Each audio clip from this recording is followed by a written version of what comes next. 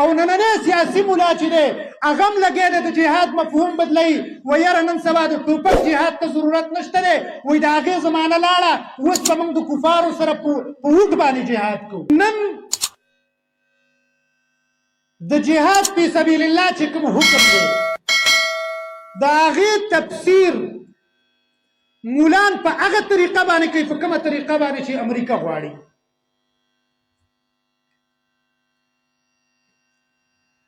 څرنګه چې قادیانی د قرآن د جهاد تفسیر په هغه طریقه باندې کړو په کومه طریقه باندې چې برطانیې غوښتو نن د جهاد تفسیر زما او ستا سیاسي ملا په هغه طریقه باندې کوي په کومه طریقه باندې چې امریکا غواړي په کومه طریقه باندې چې دغه مستشرقین غواړي په کومه طریقه باندې چې هغه څوک غواړي چا چې سیول ډیموکریټک اسلام جوړ کړی دی قادیانی م ویلي وو ویلې د انګریز په خلاف موږ له جنګ نه دی پکارو اوس د تورې وختلی دی د ټوپک وختلی دی اوس به موږ د کفارو د انګریز په خلاف باندې د قلم جهاد کوو او د دلیل جهاد به کوو او اوس د دې زمانې سیکولر او جمهوري ملا هغه م وایي چې نن به موږ جهاد په وټ باندې کوو نن به موږ جهاد د وټ په پرچۍ باندې کوو نن د تورې او د ټوپک وخت د جهاد نه دی نو تاسو په ایمان وایي په دې ملا او په قادیاني کې فرق شته والله العظیم ما ته خو پکې دومره فرق هم نه کاري د دې ګوتې د دې سر عمره فرق هم راته نه کاري قادیاني هغوی لانچ کړی د دې دپاره و چې دی د جهاد مفهوم بدل کړي ولې ځکه چې کله برطانیه هندوستان ته راله او ډېر وخت یې تېر کو په خلاف باندې مسلمانانو جنګونه وکړل په اخره کې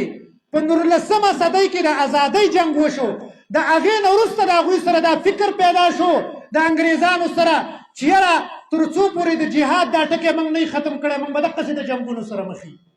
ولې څه وکړو هغوی ورته ویل یو داسې سړی پیدا کوي چې د جهاد دا مفهوم بدل کړي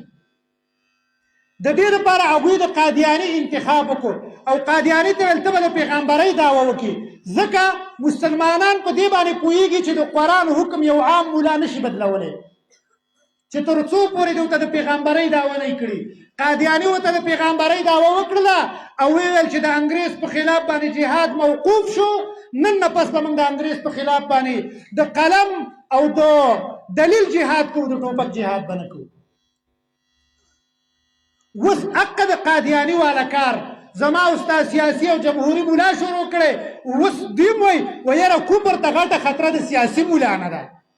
وایي د ټوپک والا ملا چې دی وایي دوی مدرسې ورانې کړلې او جوماتونه یې وران کړل او کفارو ته غټه خطره وایي د سیاسي ملا نه ده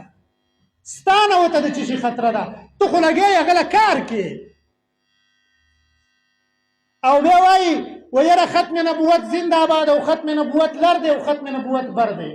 قسم په الله چا په دې سوچ نه دی کړی په دې ټکو باندې نن زما او ستا مولان یوازې دوکانداري کوي پیسې پې ګټي ګینې او نننی سیاسي ملا چې دی هغه هم لګی دی د جهاد مفهوم بدلوي و یاره نن سبا د ټوپک جهاد ته ضرورت نشته دی وایي د هغې زمانه لاړه اوس به موږ د کفارو سره په وټ باندې جهاد کوو او بیا یې چغې جوړې کړي ختم نبوت لر دی او ختم نبوت بر دی د ختم نبوت باندې یوازې په دین هم پیسې ګټي والله العظیم د قادیانیانو چې کوم کار و نن یې زموږ مولا نقته کار کوي او دا هغه نوی مغربي امریکایي اسلام دی چې امریکا کفري دنیا هغې نن ما او تا ته څه کوي ورونو پیش کوي نو زما عزتمندو نن په عالمي سطح باندې د اسلام په خلاف باندې سازشونه روان دي منصوبې روانې دي کوشش دا کوي چې دا کوم اسلام دوی ته د اسلافو نه پاتې شوی دی هغه اسلام په کوم اسلام باندې چې د دوی اسلافو قربانیانې ورکړي په کار ده چې دا اسلام بدل کړو په دې کې لږ تغییر راولو په دې کې ولا لږه تبدیلي راولو او یو نوی اسلام موږ د مسلمانانو ته وړاندې کړو هغه داسې اسلام چې هغې کې جنګ نه وي هغه داسې اسلام چې هغې کې د کفارو وجل نه وي هغه داسې اسلام چې هغې کې د یهودیانو او د عیسایانو وجل نه وي داسې یو اسلام موږ مسلمانانو ته وړاندې کړو چې زموږ سره زموږ د عالمي قوانینو سره زموږ د بین المللي قوانینو سره په لاره باندې لاړ شي او د اسلام چې کوم اصل شکل دی هغه ختم شي ورک شي او مسخ شي